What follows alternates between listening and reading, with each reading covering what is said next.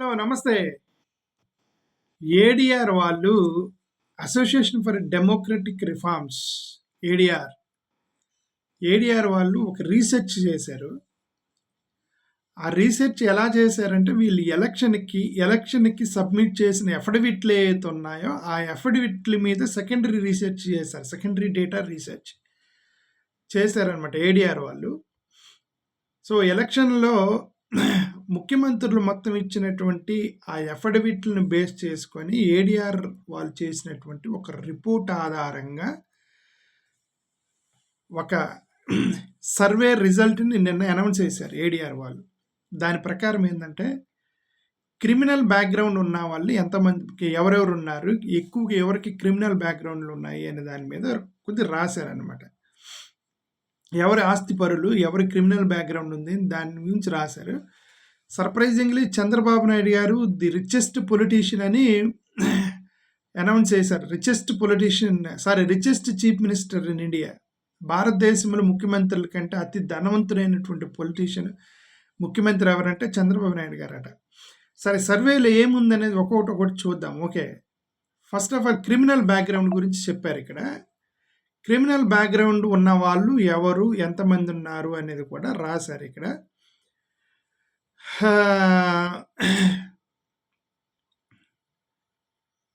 According to this ఏంటంటే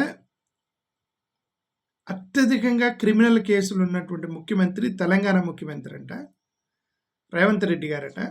మొత్తం 89 కేసులు ఉన్నాయంట. మొత్తం రేవంత్ రెడ్డి గారి మీద ఇప్పటి వరకు 89 కేసులు ఉన్నాయట, క్రిమినల్ కేసులు.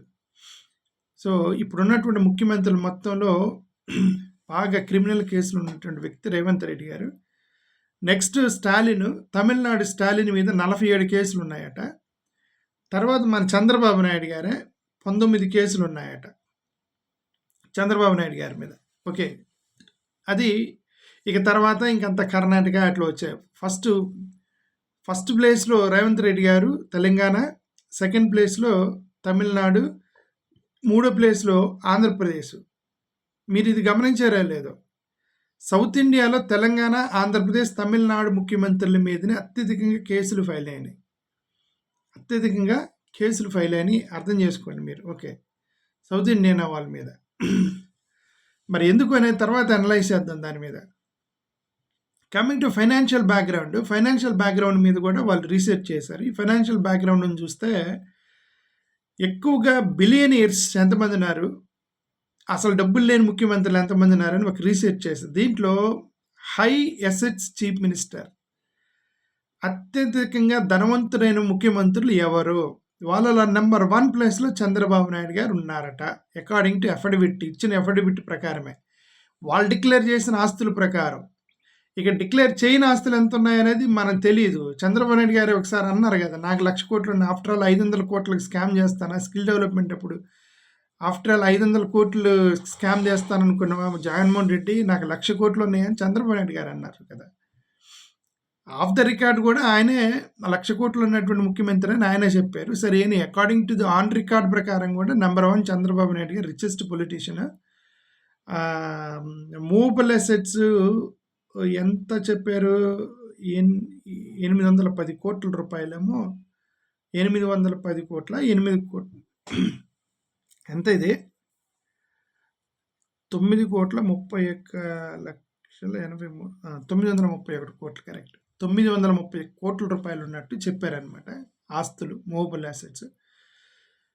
రెండోది ప్రేమా ఖందు, అరుణాచల్ ప్రదేశ్, ఆయన నెక్స్ట్ రిచెస్ట్ అంట చంద్రబాబు నాయుడు గారి తర్వాత కర్ణాటక ముఖ్యమంత్రి సిద్ధరామయ్య. సరే, ఏదైనా రిచెస్ట్ పొలిటీషియన్ ఈజ్ మన ముఖ్యమంత్రి గారు, మన అదృష్టమే రిచెస్ట్ పొలిటీషియన్ మన ఆంధ్రప్రదేశ్ కావటం. తర్వాత chief minister, lowest chief ministers అట. అస్సలు డబ్బులు లేని, కతికే పేదరికంలో ఒక కొట్టుమిట్టాడుతున్న, తినడానికి కూడా అన్నం లేనటువంటి ముఖ్యమంత్రి అట. లోయెస్ట్ అంటే మమతా బెనర్జీ గారట. ఆమె ఇప్పటికి ఇది 3వసారి ముఖ్యమంత్రి అవ్వటం వెస్ట్ బెంగాల్కి 3 సార్లు ముఖ్యమంత్రి అయ్యారు. ఇప్పుడు కటిక పేదరికంలో ఉన్నటువంటి ముఖ్యమంత్రి మమతా బెనర్జీ గారని ఏడీఆర్ వాళ్ళు ఇచ్చినటువంటి రిపోర్ట్ ప్రకారం ఆమెకున్న టోటల్ ఆస్తులు అంట 15,38,000 అంట. ఇప్పుడు మమతా బెనర్జీ గారికి మొత్తం ఉన్న ఆస్తులు 15 లక్షల రూపాయలట. మరి అది మనం నమ్మాలా నమ్మకూడదా అనేది ఇంకా మనకి తర్వాత సంగతి. ఓకే మమతా బెనర్జీ గారట. మమతా తర్వాత ఓమర్ అబ్దుల్లా, జమ్మూ అండ్ కాశ్మీర్, సార్ చిన్న స్టేట్ అది. కేరళ పినరావి విజయన్, కేరళ. మమతా బెనర్జీది కొద్దిగా డౌట్ఫుల్గా ఉంది, ఎందుకంటే 3 సంవత్సరాలు ముఖ్యమంత్రి నుండి 15 లక్షల రూపాయల ఆస్తుల అనేది ఇంకా డౌట్ఫుల్ అనమాట. Chief ministers with high liability అంటే బాగా అప్పులు ఉన్న వాళ్ళట మినిస్టర్స్, చీఫ్ మినిస్టర్స్ ఎవరంటే ప్రేమా కందుకి బాగా అప్పులు ఉన్నాయట హిమాచల్ ప్రదేశ్. సిద్ధరామయ్య గారికి కర్ణాటక ముఖ్యమంత్రి బాగా అప్పులు ఉన్నాయట. మూడో వ్యక్తి చంద్రబాబు నాయుడు గారట. చంద్రబాబు నాయుడు గారికి కూడా బాగా అప్పులు ఉన్నాయట. ఎన్ని అప్పులు ఉన్నాయని రాశారు? 10 కోట్ల రూపాయల అప్పులు ఉన్నట్టు చూపించారు. 10 కోట్లేనా? 931 కోట్ల ఆస్తులు ఉన్నాయి, 10 కోట్ల అప్పు ఉందని చూపించారనమాట చంద్రబాబు నాయుడు గారు. ఓకే ఇవన్నీ share of wealth among chief ministers ఏదో ఇచ్చారు బేస్డ్ ఆన్ జెండర్. ఇది ఒకటి బేస్డ్ ఆన్ జెండర్. ఇప్పటి వరకు ఉన్న ముఖ్యమంత్రుల్లో 31 మంది మగవాళ్ళు ఉన్నారట. 31 మంది మొత్తం ముఖ్యమంత్రులు ఉంటే 2 మాత్రమే ఆడవాళ్ళు ఉన్నారట.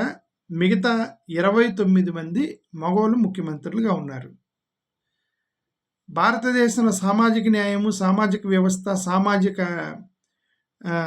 సోషల్ జస్టిస్ పేరుతోటి మాలమాదిగల్ని విడగొట్టారు. సోషల్ జస్టిస్ అని, అన్యాయం జరుగుతుందని, ఏది మాదిగలకి అన్యాయం జరుగుతుందని మాలమాదిగల్ని విడగొట్టారు.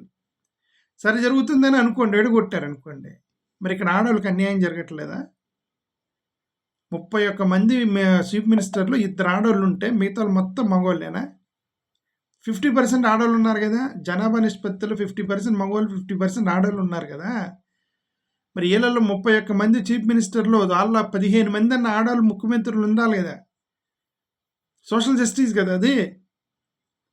ఓకే మరి ఈ సోషల్ జస్టిస్ గురించి మాట్లాడేటువంటి ముఖ్యమంత్రులు, ప్రధానమంత్రులు మరి ఈ ఆడవాళ్ళ గురించి ఎందుకు ఆలోచించరు అనేది ఇది క్వశ్చన్ మార్క్. ఓకే అందుకే ఎంత రాజకీయమే, ఓట్లు పడతాయా లేదా ఒకటే చూసేది, ఓట్లు పడతాయా లేదా అని బట్టి చూసి చేల్చడమే తప్ప ఎవరికి సోషల్ జస్టిస్ లేదు, ఏం లేదు. ఊరికి చేయటమే, ఊరికి చెప్పడమే సోషల్ జస్టిస్ పేరుతోటి. రాజకీయ కులాలని మతాన్ని విడగొట్టడమే, ఏం లేదు. ఓవరాల్ ఎడ్యుకేషన్ రిపోర్ట్ ఫార్చునేట్లీ చాలా అందరూ గ్రాడ్యుయేట్స్ ఉన్నారు. ఒక 32% గ్రాడ్యుయేట్స్, పోస్ట్ అంటే 12th లోపు ఉన్న వాళ్ళు జస్ట్ ఒక 10% ఉన్నారు ముఖ్యమంత్రులు. So it is ignorable.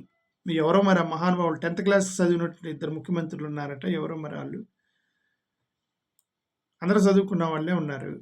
Analysis based on age group 51 to 60 years ఏజ్లో ఉన్న వాళ్ళు మొత్తం ఉన్నారు. ఎక్కువ మంది 51 to 60 years ఉన్న వాళ్ళు ఉన్నారు. 71+ ఉన్న వాళ్ళు 6 ఉన్నారు. వాళ్ళలో మన ముఖ్యమంత్రి గారు ఉన్నారు 71+. ఓకే సో ఇక్కడ ఫుల్ డీటెయిల్స్ ఆఫ్ ముఖ్యమంత్రులు ఇచ్చారు. ఇక్కడంతా కూడా ముఖ్యమంత్రుల డీటెయిల్స్ ఇచ్చారు. ఇంకా అవన్నీ మనకు వద్దు, చాలా డీటెయిల్స్ ఇచ్చారు. క్రిమినల్ కేసులు ఏమేమి ఉన్నాయని ఇక్కడ ఇచ్చారు. రేవంత్ రెడ్డి గారు ఫస్ట్ రేవంత్ రెడ్డి గారి మీద అదే 89 ఉన్నాయని చెప్పాం కదా. టోటల్ ఎన్ని లిస్ట్ చేశారు? రేవంత్ రెడ్డి మీద 89 కేసులు లిస్ట్ అయి ఉన్నాయి. నెక్స్ట్ స్టాలిన్ 43 కేసులు ఉన్నాయి.